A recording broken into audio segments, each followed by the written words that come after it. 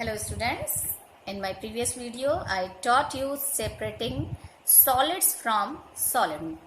Okay, separation of solid and solid. Now in separating insoluble solids from liquid, if a solid and liquid are mixed, how to separate them? Solids which do not dissolve in a given liquid are called insoluble solid.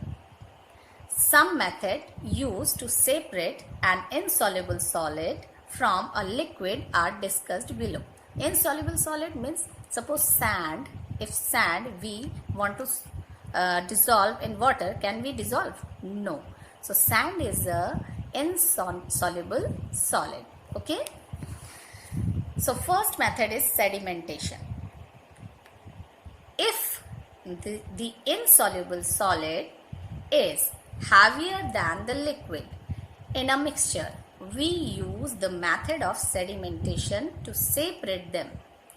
In this method, the mixture is allowed to stand for some time so that the insoluble heavy solids settle down at the bottom and the liquid forms a clear layer at the top. The process of settling down of heavy solids at the bottom is called sedimentation, and the solid that settle down is called sediment. The clear liquid is then carefully poured into another container without disturbing the sediments. Now by example you can understand mud being heavier than water settles at the bottom when a beaker of muddy water is left undisturbed. Or you can take sand also in place of mud. You can take sand also being heavier than water, and it will settle down at the bottom, and that sandy water is left undisturbed. Okay, so you can use sedimentation method for separating an insoluble solid from liquid. Now second one is decantation. Second method is decantation. What is decantation? The process of transferring the clear liquid into another container without disturbing the sediment is called decantation. Means this process and this process are joined. Okay, without disturbing the sediments, if we pour the clear water, that is called decantation. At home, rice and pulse are soaked in water before cooking, and the water is then separated by decantation. This process you can see everyday life, in your kitchen. Okay. See this activity to observe decantation during tea brewing. Material required: vessel, water, stove, teapot, tea leaves, cup and saucer. Procedure: take a teaspoonful of tea leaves in a teapot. Take cold fresh tap water in a vessel and bring it to boil. Pour the boiled water over the tea leaves in the teapot and allow it to stand for 10 minutes.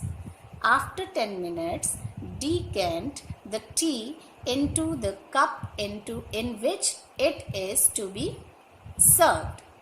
Observation: the tea leaves settle down and the brew can be decanted into the cup.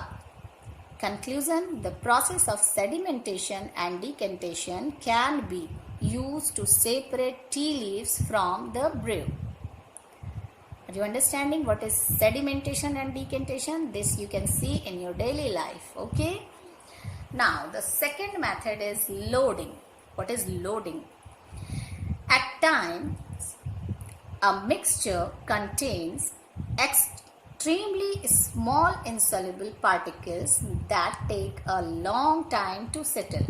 Very small particles are there, and it is a little lighter. Okay, not lighter than water, but it is lighter and it is taking too much time to settle down. So they can be made to settle faster by a process called loading. What is loading? The process of making the fine insoluble solid particle in a mixture heavier by adding chemicals is known as loading or coagulation. It increases the rate of sedimentation. The chemical used is said to be a coagulation agent. Alum is an example of a coagulating agent. What it means? Some lighter so insoluble are there. So this coagulating agent make those lighter particles heavy and they settle down easily. Okay, so we use this coagulating agent just like alum we say in Hindi fitkari. You know about fitkari, that we use in water. Okay, and water becomes clean easily and it takes less time. Okay, here in science book I have given what is sedimentation and decantation. So the definition of sedimentation and decantation you can learn from here. Okay, now the next method is filtration. What is filtration? The process of separating insoluble solids by passing the mixture through a filter is called filtration. A filter is a device which consists of small holes. It allows liquid to pass through the holes but retain the insoluble solids which are bigger than the holes of the filter. A strainer that we use to strain tea or soup are examples of filter. Okay? Porous substances such as cotton, glass wool, unglazed porcelain, muslin cloth, charcoal or a layer of sand can also be used as filters to separate large quantities of mixtures quickly and efficiently. In laboratories, filter paper is used in filtration. A filter paper is a special type of paper with very fine holes in it. It is folded to form a cone and is placed in the conical shaped funnel. The liquid passes through the holes but the solids are retained on the filter paper. The solid left on the paper is called the residue, while the liquid which passes through is called filtrate. Okay, what is residue? Which is left on the paper. The solid which left on the paper, that is called residue, and which one filtered, okay, that liquid is called filtrate. This figure you can see, this is filter paper. Okay, this we use in this way and we get the separation by the mixture of liquid and solid. Okay, some residue will be here, left here, and the filtrate you can get in the funnel. Okay, in this flask by this funnel. Some special water filters fitted with ceramic filter candles are used in homes, schools and offices for providing drinking water. In cities, sewage water is filtered through big metallic filters fitted at the mouth of sewage pipes to avoid choking of sewers. Okay, you can see this filter at your home also, filters are there. So this what we call this ceramic filter candles, and time to time we change it also.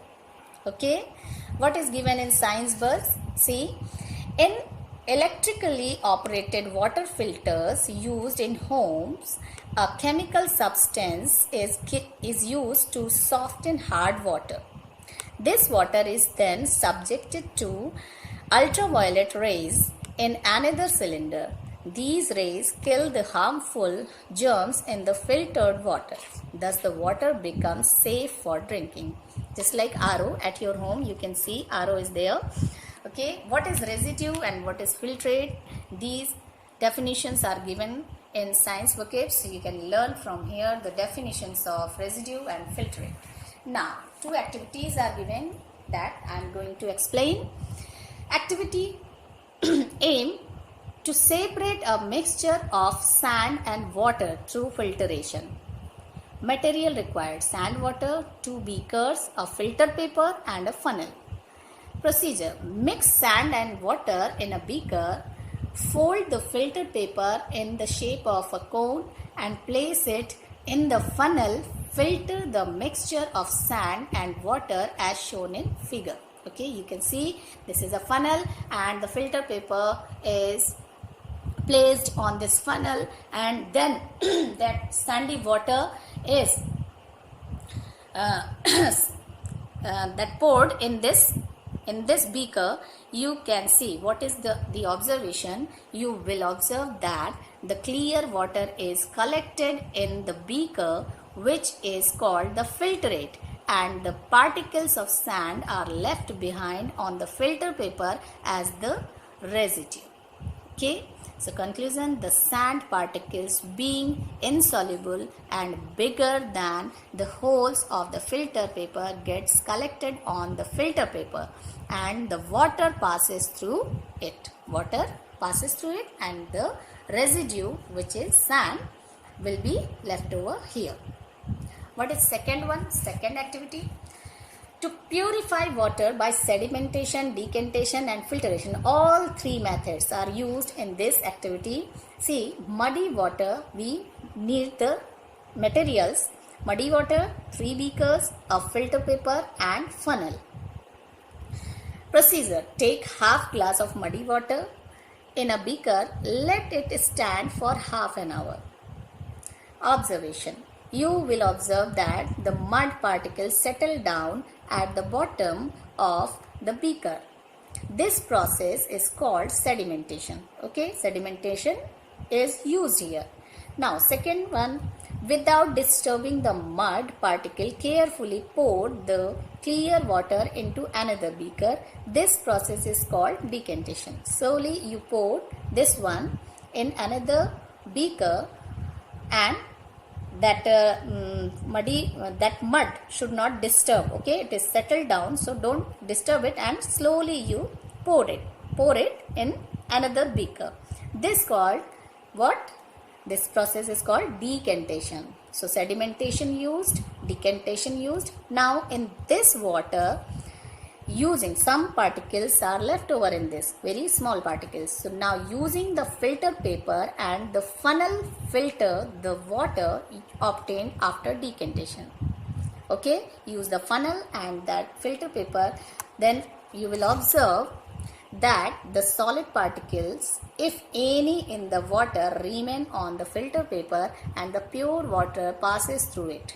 This process is called filtration. So you can see how in this process we used what? Sedimentation, decantation and filtration, all three processes. Water can be purified by sedimentation, decantation and filtration.